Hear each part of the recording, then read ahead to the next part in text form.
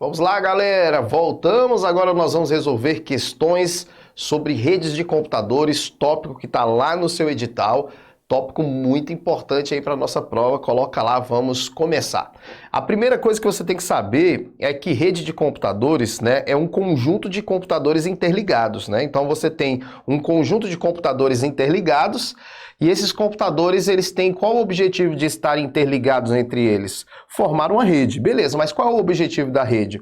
O objetivo da rede é compartilhar informações entre esses computadores, né? E também compartilhamento de recursos. Olha para cá, eu crio uma rede de computadores dentro de uma agência bancária, dentro de um escritório. Qual o objetivo de montar uma rede de computadores? Compartilhar informações entre esses computadores e compartilhar recursos. Como assim recursos? Eu monto uma rede para usar a mesma impressora. Eu interligo a impressora em rede. Eu crio uma rede para usar a mesma conexão com a internet. Na sua casa, por exemplo, tem uma rede para que todo mundo compartilhe a mesma internet, vamos dizer assim. Já pensou se tivesse que ter uma conexão para cada computador? Já pensou se tivesse que ter uma impressora para cada computador?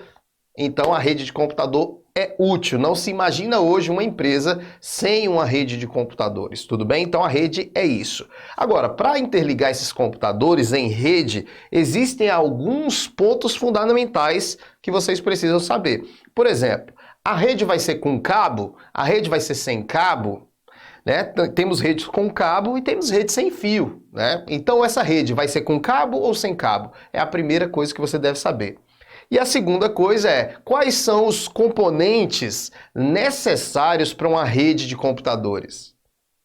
Vamos lá, vamos aprender. Então, para interligar, coloquei na tela, para interligar esses computadores em rede, primeiramente você posiciona os computadores no local correto, e aí cada computador tem que ter uma placa de rede, tem que ter uma placa de rede dessa aí, ó. Cada computador que vai ser interligado em rede, ele tem que ter uma placa de rede. Essa placa de rede ela vai dentro daquele gabinete, ela vai encaixada na placa-mãe do computador, e é aqui que vai o cabo, ó. Nesse local aqui, ó, nesse conector aqui é que vai o cabo. Então o cabo sai do computador por esse conector aí, ó, pela placa de rede, ó. Você vai ver que o cabo, ó, esse aqui é um cabo que eu chamo de cabo de par trançado. Eu chamo não, é o nome mesmo, né? Cabo de par trançado. E esse aqui é o conector chamado de RJ45. Então esse conector da ponta do cabo de par trançado, ele se chama conector RJ45. Esse conector ele vai encaixado aqui na placa de rede. Cada computador vai ter essa placa de rede e com o cabo conectado. Então esse computador aqui vai ter um cabo aqui, vai ter o conector aqui, vai ter o conector aqui, e a outra ponta do conector, né, a outra ponta do cabo, vai encaixado no dispositivo central que interliga esses computadores. Esse dispositivo central que está interligando esses computadores, todo mundo interligado ao mesmo dispositivo central, que também pode ser chamado de nó central, é o nó central da rede, cada ponta é um nó, né? Esse aqui é um nó, esse aqui é outro nó, esse aqui é um nó, esse aqui é um nó central e esse aqui é outro nó, no caso o servidor aqui. Então o nó central, o dispositivo central, ele pode ser esse dispositivo aqui que a gente chama de switch. Então o switch é o dispositivo central de uma rede com cabeamento, tá? Então uma rede com cabeamento, uma rede com cabos, ele tem como dispositivo central o equipamento que a gente chama de switch. Antigamente, nós usávamos um outro equipamento chamado de hub, né? Hoje, nós usamos um equipamento chamado de switch. Então, o switch tem o lugar das pontas dos cabos aí, ó. Esse switch aqui tem 24 portas.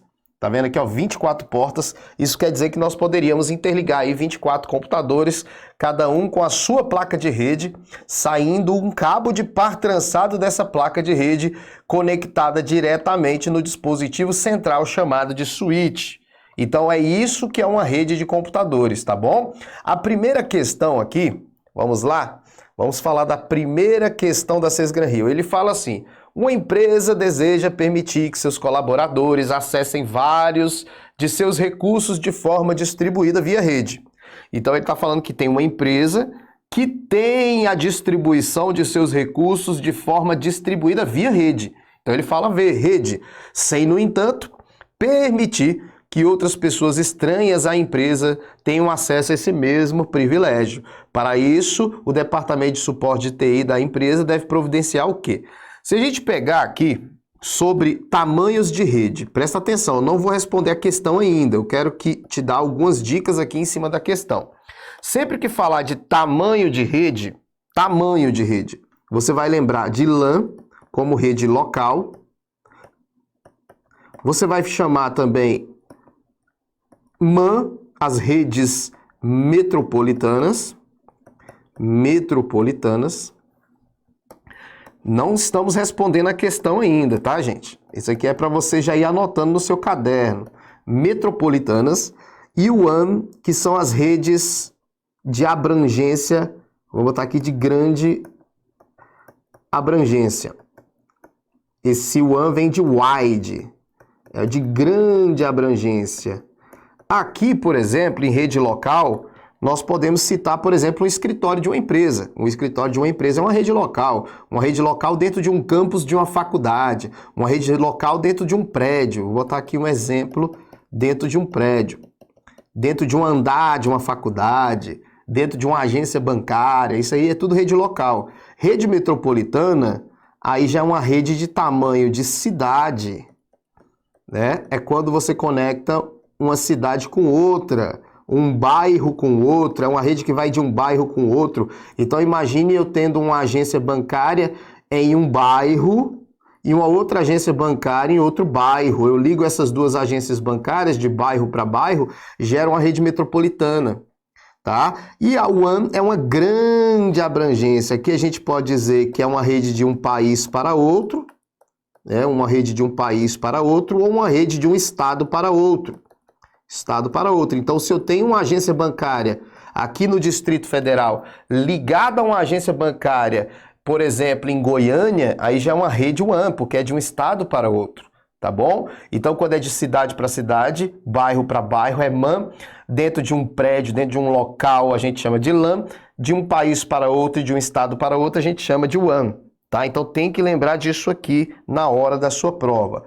Outra coisa importante, então, essa questão, ela fala que é uma empresa que tem que quer distribuir os recursos de várias formas, de uma forma distribuída, via rede. Aí ele fala, ó, sem, no entanto, permitir que outras pessoas estranhas e empresas tenham o mesmo privilégio. Aqui tá de cara falando que é uma rede, net quer dizer rede, uma rede interna da empresa, uma rede privativa da empresa. Claro, aqui a resposta é intranet. A intranet é uma rede interna, tá bom? A intranet é uma rede interna que você usa dentro de uma empresa para fazer a distribuição de recursos, só que somente as pessoas autorizadas têm acesso à intranet. Então vamos dizer aqui, por exemplo, ó, que aqui é a intranet da empresa. A intranet é uma rede interna. É uma rede, como eu desenhei anteriormente para vocês. As pessoas estão trabalhando aqui dentro da intranet da organização, ligados aqui ao switch, lembra? Ligados ao switch ligado ao servidor. Esse servidor aqui é que contém as informações do sistema. Vai conter os dados dos clientes, vai conter os dados aí dos fornecedores, os projetos daquela instituição, tudo está no servidor. Então essa aqui é a rede privada da empresa. Certo? Essa rede é a intranet da empresa. O que você tem que saber de intranet? Intranet é uma rede interna que usa os mesmos serviços, os mesmos programas, os mesmos protocolos da internet, tá? Então você tem que lembrar, usa os mesmos serviços, os mesmos programas e os mesmos protocolos da internet. A única diferença é que o acesso é restrito a um determinado público. Não é aberta para qualquer um. A internet olha para cá, a internet é uma rede pública. A intranet não é uma rede pública, ela é fechada somente para pessoas autorizadas. Então, quando eu falo assim, publiquei uma informação na internet, todo mundo pode ter acesso, porque eu publiquei a informação na internet. Quando eu falo que eu publiquei a informação na intranet, aí somente as pessoas autorizadas têm acesso a esse dado. Volta lá. Então nunca esqueça que a intranet usa os mesmos serviços, os mesmos programas e os mesmos protocolos da internet, tá? o acesso é restrito. Então a resposta aqui é a letra A, quando ele fala aqui, ó, sem permitir pessoas estranhas. Então aqui, claro, é intranet. Professor, o que é Ethernet, professor? Ethernet é o seguinte, vamos lá, redes. O que é Ethernet, se cair na prova? Redes do tipo Ethernet. Quando falar Ethernet, você vai lembrar que é uma rede com cabos. Rede com cabeamento. Redes com cabos são Ethernet, padrão Ethernet. Então, uma rede Ethernet seria, eu tenho os computadores ligados a um switch. O switch é o equipamento central de uma rede Ethernet. Nunca esqueça isso, o equipamento central de uma rede Ethernet, de uma rede com cabeamento, é o switch. E aí, nós também temos outro padrão que a gente chama de Wi-Fi, que vocês conhecem muito bem. A Wi-Fi é uma rede sem fio. Quando eu tenho uma rede no padrão Wi-Fi, eu tenho os computadores se comunicando também, estão na mesma rede por causa de um dispositivo central também.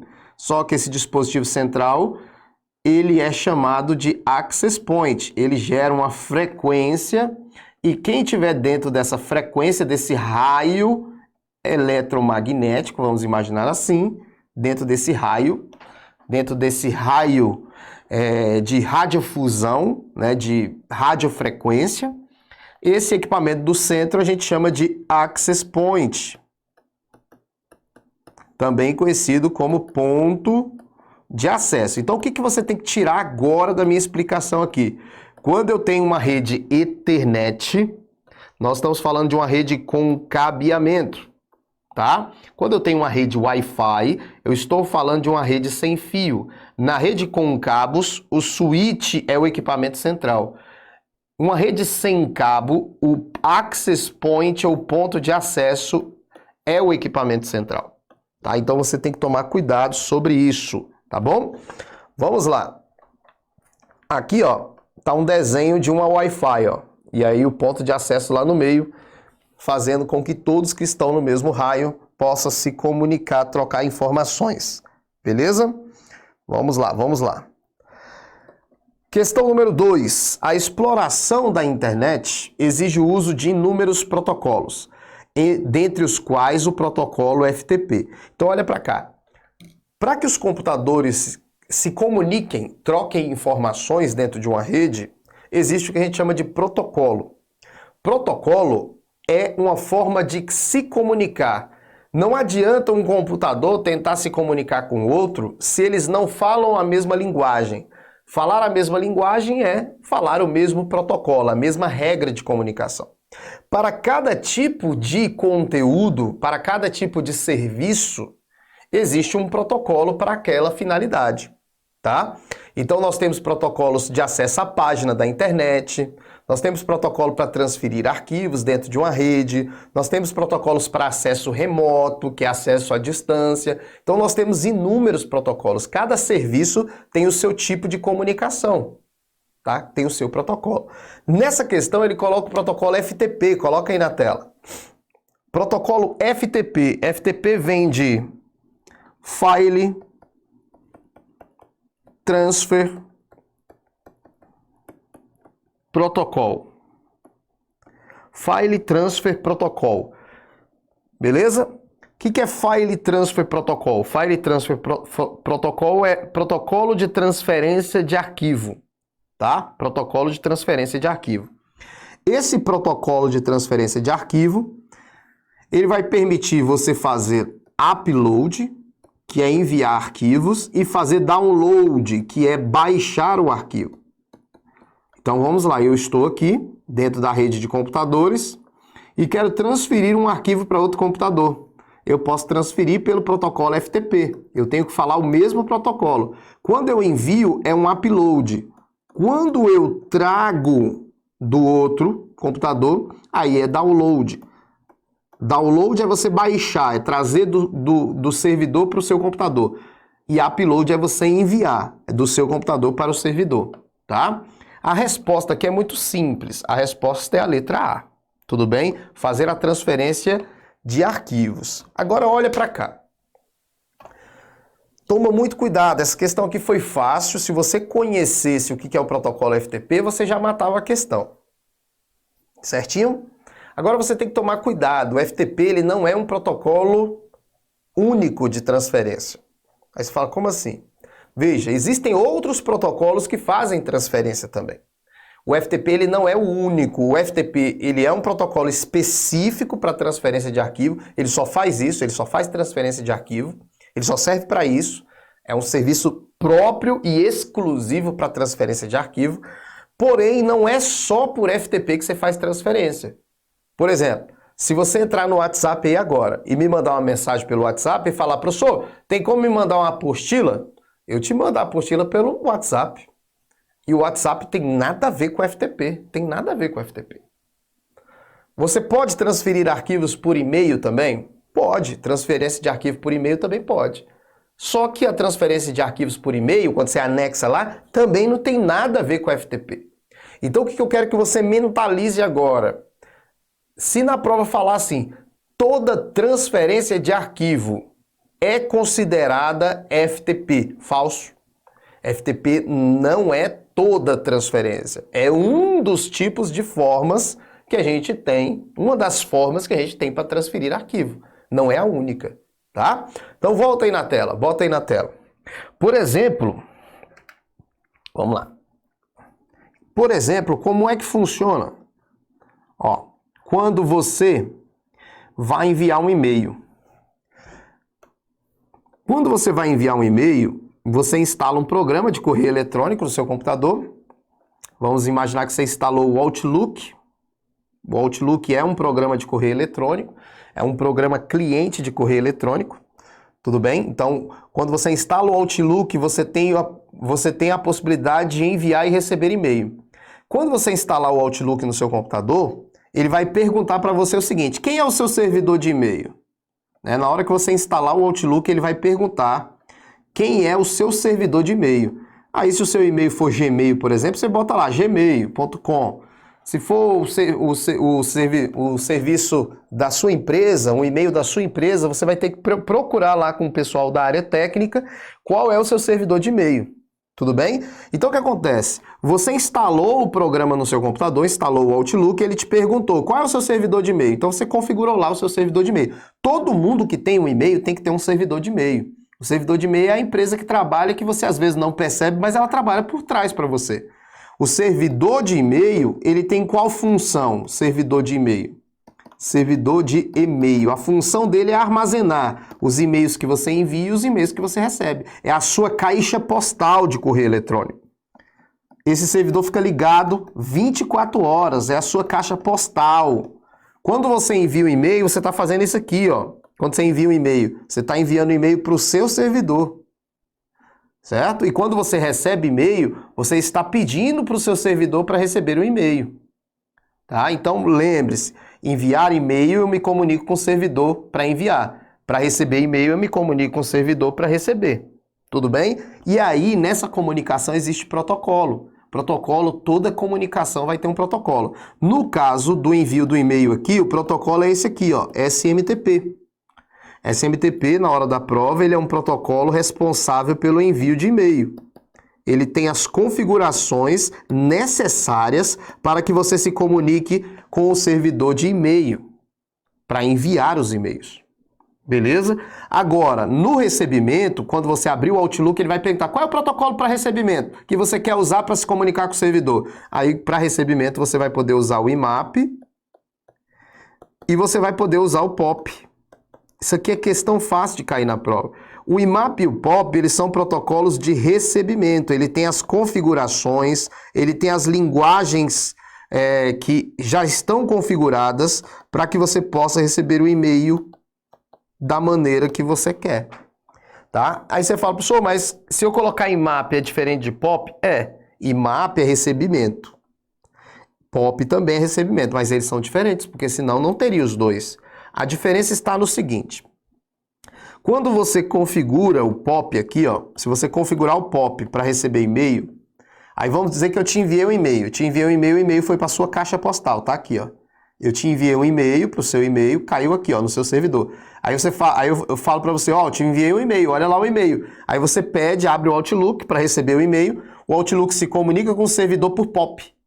Quando a configuração está por POP, o POP ele tem uma característica de transferir o e-mail. Ele transfere o e-mail. Ele transfere o e-mail do servidor para o seu computador. Do servidor para o cliente. Professor, transfere mesmo? É, transfere, move, transfere. O e-mail vai ficar aqui dentro do seu computador e ele vai sumir lá do servidor, porque ele foi transferido. Depois que ele transfere, é que você lê o e-mail. Então, olha para cá. Se eu configuro o meu programa de correio eletrônico no meu servidor de correio eletrônico e na hora de escolher o protocolo de recebimento eu escolho POP, o POP age da seguinte maneira: eu me comuniquei com o servidor, transfere as mensagens do servidor para o computador do usuário. Ele faz o download das mensagens, ele transfere, download. Depois que ele faz isso, é que você vê o e-mail na tela. O programa de correio eletrônico só te mostra o e-mail depois que o e-mail está transferido. Veja o que eu vou falar agora. Se você lê o e-mail no seu computador depois que ele foi transferido, quer dizer que você está lendo o e-mail offline. Como assim offline, professor? Você está lendo um e-mail que não está mais no servidor, está no seu próprio computador. Quando você lê algo no seu próprio computador, a gente chama de leitura offline, porque você não está lendo online, você está lendo offline no seu computador. E aí você fala, e o que tem a ver isso com a prova? Bota aí, ó lá. Protocolo POP, recebimento, transfere o e-mail do servidor para o cliente, leitura do e-mail offline. Diferente de você configurar, por exemplo, o POP, o IMAP no lugar do POP. O IMAP ele tem uma característica mais nova, mais interativa, tanto que o nome dele é Interactive Mail Access Protocol. Né? O IMAP ele é um e-mail mais interativo. Por quê? Porque ele não transfere. Se ele não transfere o e-mail, o e-mail fica no servidor. Você lê o e-mail quando é IMAP online, leitura online, ele não baixa. Enviei um e-mail para você, ó. Enviei um e-mail para você. Ficou lá na sua caixa postal. Aí você pede para ler o e-mail com o IMAP. O e-mail fica lá na caixa postal. Aparece aqui na sua tela do Outlook, você lê e o e-mail continua lá. Isso é bom porque se você estiver na faculdade aqui com seu notebook e acessar lá, o e-mail ainda está lá. O IMAP traz toda essa qualidade de você poder ter uma mobilidade de acessar de qualquer lugar. Porque se fosse o POP ia transferir para o seu computador e você só ia poder ler o e-mail do seu computador. Você não ia poder depois querer ler esse e-mail de outro lugar. Certo? Então é isso. Tá? É isso que você tem que saber aqui do que eu quero explicar. E você fala, professor, mas por que você está falando isso? Olha para cá. Esses protocolos de correio eletrônico vão cair na sua prova. Olha o que eu estou te falando, vão cair. E se a banca quiser te complicar um pouco, ela vai falar do anexo do e-mail. O anexo do e-mail não é FTP. Anexo de e-mail é transferência? É transferência, mas não é FTP. Se falar na prova anexo de e-mail, é por correio eletrônico, não tem nada a ver com FTP. É transferência? É, mas não é FTP. FTP é outra coisa. Bota aí na tela. Falou na prova de anexo de e-mail. Anexo de e-mail. Você vai lembrar que o anexo, quando você anexa um arquivo e envia para alguém, está usando o protocolo de correio eletrônico SMTP. Tá? Então, o anexo de correio eletrônico, quando você envia um e-mail com um arquivo para alguém, é SMTP. Só que o SMTP, ele tem um probleminha. O SMTP, se você for pegar a sigla é Simple Mail Transfer Protocol. Olha a sigla, Simple Mail Transfer Protocol. Ou seja, ele é um protocolo simples. E sabe por que ele é um protocolo simples? Porque ele só foi feito para enviar texto. Ele foi criado no tempo de que só enviava texto. O anexo veio depois. Então esse protocolo aqui, sozinho, ele não é capaz de enviar um anexo, ele só envia texto. Aí você tem que adicionar aqui um outro protocolo. Claro que vocês não precisam fazer isso, né? Isso tudo é configurado. É o pessoal da engenharia de software, é o pessoal de engenharia de telecomunicação, é o pessoal que faz isso aí. A gente só usa, mas a gente tem que saber para a nossa prova. SMTP mais um protocolo de metamorfose chamado de MIME. Metamorfose, ó. É um protocolo de metamorfose chamado de MIME. Aí sim, aí gera um anexo de e-mail. Tá? O anexo é SMTP mais MIME.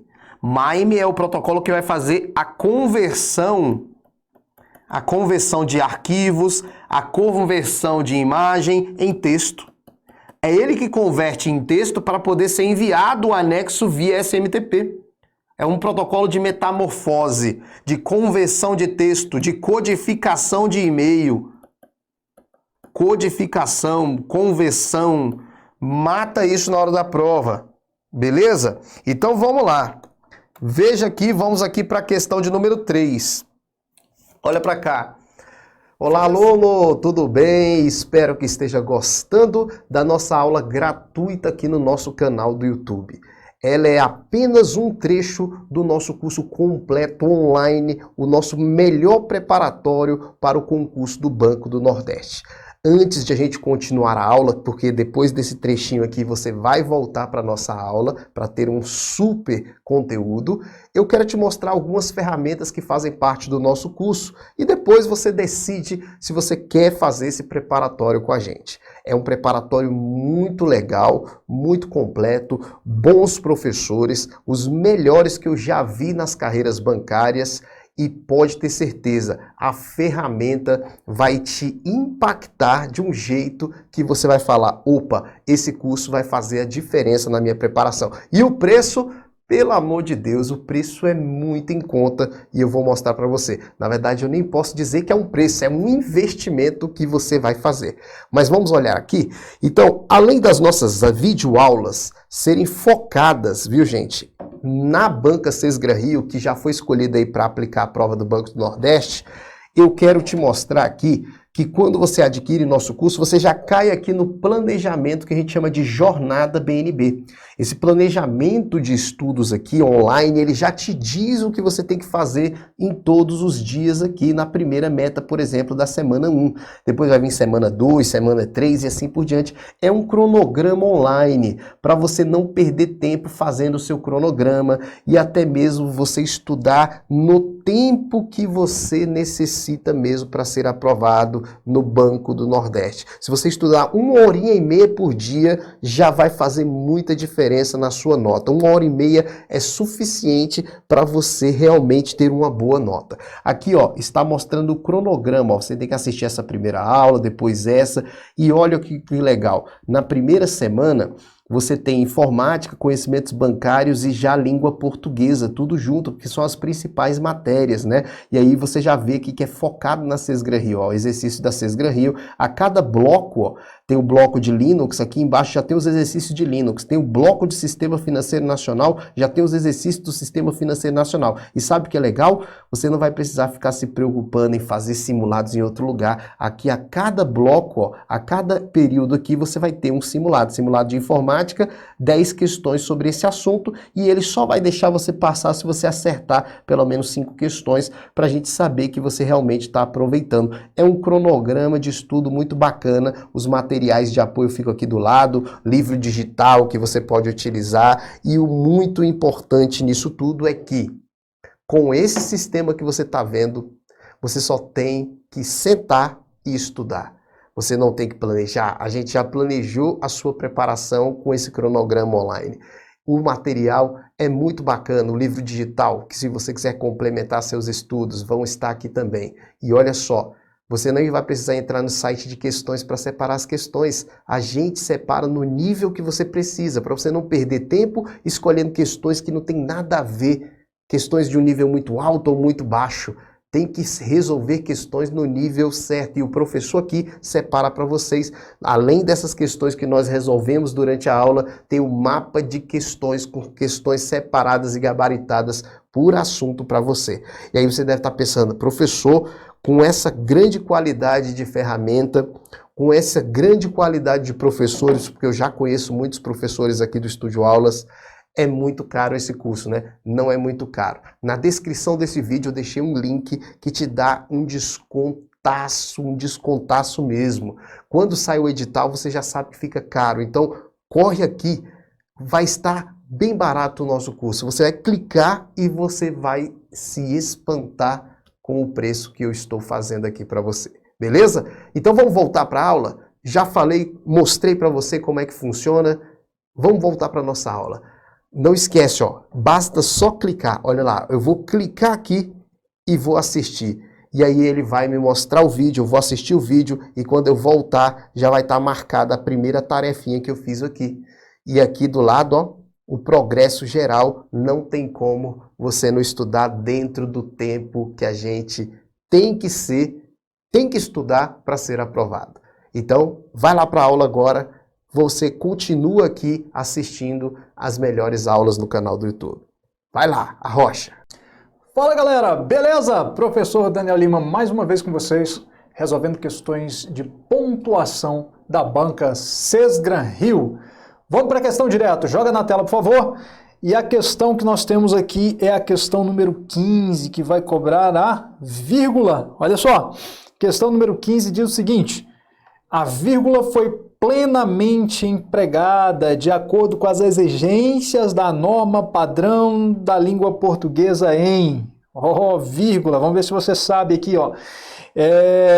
Letra A conexão é feita por meio de uma plataforma específica e os conteúdos podem ser acessados. Pessoal, essa vírgula antes da conjunção e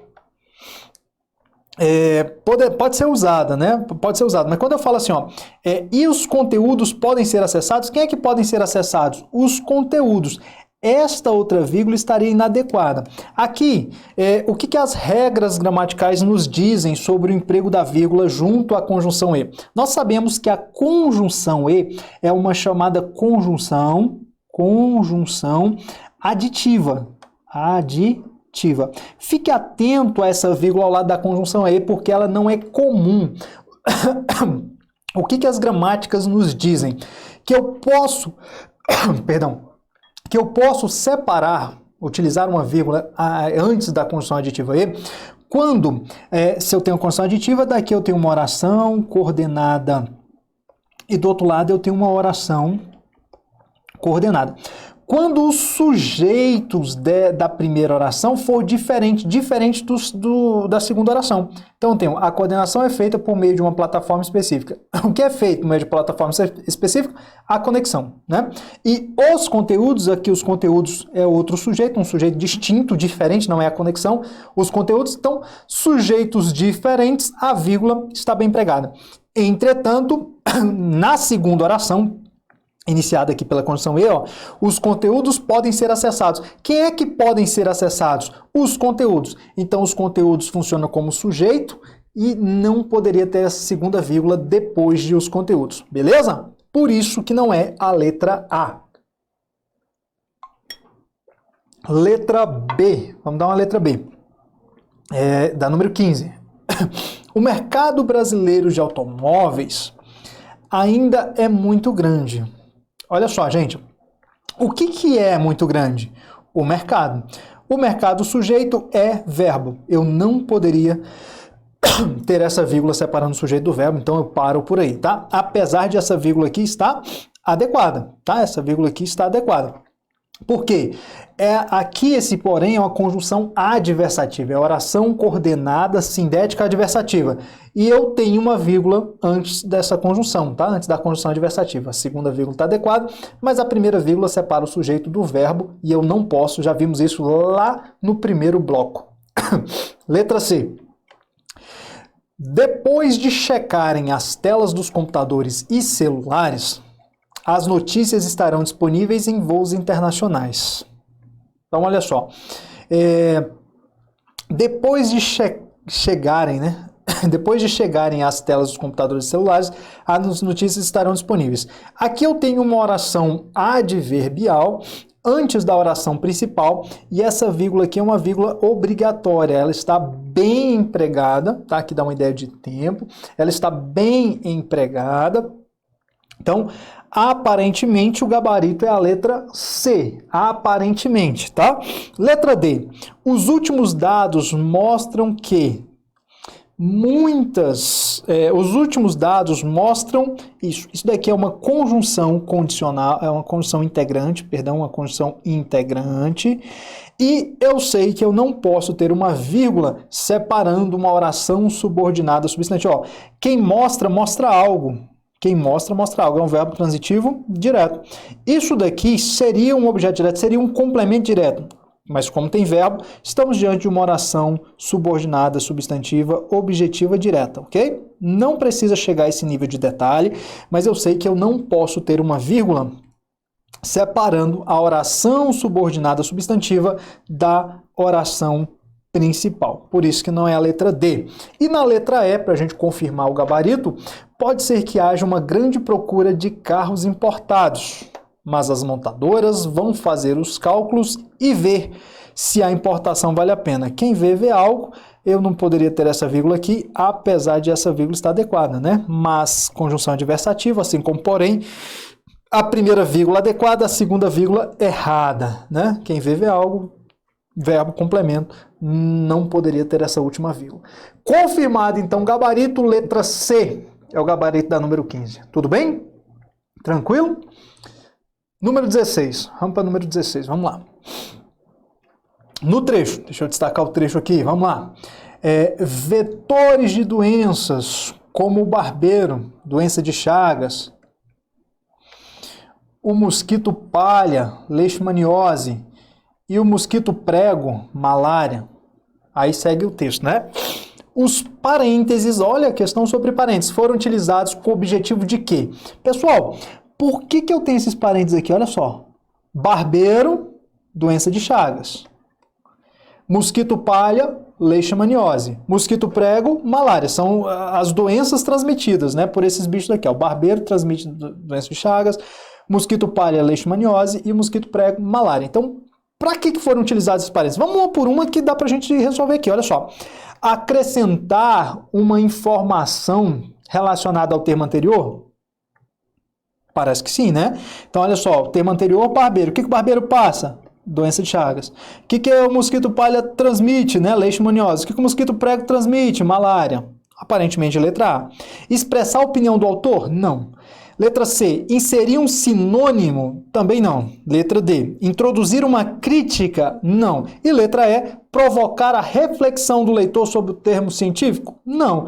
Então, para que foram empregados os parênteses? Para acrescentar uma informação relacionada ao termo anterior. Ou seja, explicar esses vetores de doença, esses transmissores de doença. O barbeiro transmite a doença de Chagas, o mosquito palha a leishmaniose, o mosquito prego a malária. Então, letra A é o gabarito. Vejam que é uma questão simples até, né? Você vai por eliminação, vai eliminando uma por uma aqui, esses daqui não fazem nem sentido estarem aqui, e aí a única que sobra é a letra A, tá joia? Então, questão 16, muito simples, vamos para a próxima questão, que é a número 17, que diz assim: o travessão o engraxate era gordo e estava com calor, o que me pareceu óbvio. Enfatiza um trecho de caráter. Olha só, essa expressão, o que me pareceu óbvio, esse travessão enfatiza um trecho, né, de caráter o quê? Reflexivo, irônico, dúbio, piedoso ou imparcial. De novo, uma questão relacionada ao travessão. Esse travessão aqui, gente, está dentro de um texto narrativo. Olha as dicas que eu estou dando para você. Texto narrativo aparecendo várias vezes na banca Sesgran Hill, tá?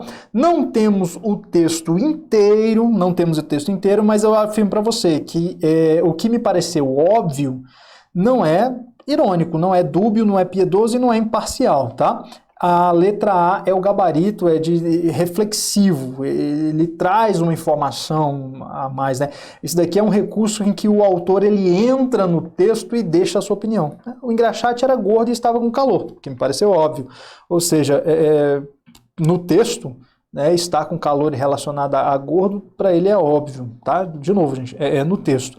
Gabarito letra A é a resposta da número 17, tá? Só para colocar aqui, esse travessão, ele foi empregado para trazer a fala, aliás, para demarcar a mudança do interlocutor. De novo, eu já falei isso para você no bloco passado, estude sobre tipos de discurso. Discurso direto, discurso indireto e discurso indireto livre. Isso vai te ajudar a resolver esse tipo de questão na hora da prova, ok? Mais uma questão sobre pontuação aqui é a questão número 18. A frase que apresenta todas as vírgulas, viram que sempre cai vírgula, né? Corretamente empregadas de acordo com a norma padrão. Vamos uma por uma? Vamos uma por uma, hein, gente? Acompanhe comigo. Cadê? A menina que descobriu o chiclete também experimentou. Experimentou. Gente, olha só. A menina que descobriu o chiclete também experimentou. Quem experimenta, experimenta algo. O que ela experimentou? A possibilidade tal, tal, tal. Eu não posso separar o verbo do complemento por meio de uma vírgula, já marca essa daqui, não pode ser a letra A. Tudo bem? A gente vai assim. Letra B. São consideradas maravilhosas. São consideradas maravilhosas aquelas histórias de príncipes e fadas. O que são consideradas maravilhosas? Aquelas histórias de príncipes e fadas. Sujeito, verbo, não posso ter uma vírgula entre sujeito e o verbo. Mesmo que seja na ordem direta. Letra C.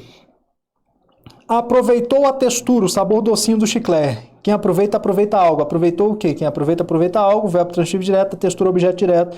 Não poderia ter essa vírgula, por exemplo. Já não é a letra C. Não é a letra C. Letra D. Muitas crianças, quando se deparam com um desconhecido, passam a fantasiar sobre ele na tentativa de entendê-lo. Olha só. Muitas crianças, quando se deparam com um desconhecido, aqui eu tenho uma oração intercalada, uma oração adverbial, está entre vírgulas, essa vírgula está adequada e essa vírgula está adequada. Tudo bem? Oração adverbial intercalada. Muitas crianças passam a fantasiar sobre ele na tentativa de entendê-lo quando se deparam com um desconhecido. Aparentemente, gabarito letra D, confirmando o gabarito na letra E. Ó. Quando as crianças sonham em serem príncipes, princesas e fadas, elas fantasiam. Quem sonha, sonha em algo. Aqui eu não poderia ter essa vírgula também separando. Então, confirmado o gabarito, letra D. É a única que tem todas as vírgulas corretamente empregadas. Beleza? Então, questão da prova, questão número 18, gabarito letra D. Vamos mais uma, eu quero gabaritar esse material com vocês. Agora a próxima é a questão 19. Questão 19 diz o seguinte: considere a seguinte passagem do texto. Vamos lá, vamos destacar essa passagem. Diolino bolou, então, o sistema de atendimento direto aos veículos. Ok. Tá lá. Esse é o texto, tá? Caso fosse necessário reescrevê-lo empregando alguma vírgula e mantendo o sentido original. O resultado, de acordo com as normas de pontuação, era... Gente, vamos dar uma olhada lá no texto, vamos ver se a gente consegue colocar alguma vírgula aqui, né? Diolino bolou, então, o sistema de atendimento. Ele fala alguma vírgula, então pode ser uma ou mais de uma, tá? Diolino bolou o sistema de atendimento direto aos veículos. Essa palavra, então, de caráter explicativo, poderia ser isolada por vírgula. Para você saber se as entrevírgulas estão adequadas, a dica que eu dou é você fazer isso aqui, ó. Diolino bolou, pula e segue o texto, ó. O sistema de atendimento direto aos veículos. Diolino bolou. Posso fazer esse salto aqui? Posso. Então as entrevírgulas estão adequadas. É a única possibilidade aqui, tá? De acrescentar vírgula. Vamos dar uma olhada se tem isso aqui no texto, tá? É 18, né? Diolino, vírgula, bolou. Não, sujeito, verbo não pode ter vírgula. Diolino bolou, então, quem bola, bola algo, não posso ter o complemento separado do verbo por meio de vírgula. Diolino bolou, então, o sistema de atendimento está subordinado a sistema, essa vírgula está inadequada. Diolino bolou, então, o sistema de atendimento ao veículo, do jeito que a gente colocou lá em cima, letra D é o gabarito. E aqui na letra E, Diolino bolou o sistema, verbo, o sistema complemento, a vírgula está inadequada, ok? Então, somente, ele fala alguma vírgula, pode ser mais de uma, aí que ele colocou entre vírgulas, está adequada à questão, a letra D da questão 19. Tudo bem? E para a gente fechar este bloco com chave de ouro, eu trago uma questão boa para você que vai fazer prova aí da Sesgran-Rio. Olha o tamanho dessa questão. Imagine que você vai fazer uma prova de concurso e você se depara com uma questão dessa, que ele traz um fragmento, ele vai pedir reescritura, ou seja, para manter os aspectos informacionais e respeitem as normas, né, as regras dos sinais de pontuação. Eu já te ensinei a fazer esse tipo de questão. Como é que a gente faz? Primeiro a gente destaca o fragmento. Ó. Dentro do amplo território portuário, os planejamentos urbanos que idealizaram o plano do Porto do Rio haviam concentrado investimentos simbólicos e materiais nos arredores da Praça Mauá, situada na convergência do bairro de Saúde com a Avenida Rio Branco. Ele quer que reescreva e que mantenha a pontuação correta. Então, olha só, dentro do amplo território portuário, aqui nós temos um adjunto adverbial, vírgula, os planejadores urbanos que idealizaram o plano a praça situada na convergência... Ok. Vamos ver as possibilidades de reescritura, tá? Vamos ver as possibilidades de reescritura. Na letra A, os planejadores urbanos que idealizaram, quem idealizaram? Os planejadores urbanos. Pronto, a vírgula está inadequada, o que eu faço? Já elimina a letra A. Ah, Daniel, mas eu gostaria de ficar lendo. Gente, no dia da prova não tem tempo para isso. Se eu sei que a vírgula aqui já está errada, ele quer a pontuação correta, já pulo a letra A. Tudo bem? Letra B. Dentro do amplo território portuário, ok? Ó, os planejadores urbanos que idealizaram o plano Porto Rio, vírgula, ele acrescentou uma vírgula, ó, observe que não tem vírgula aqui, ó.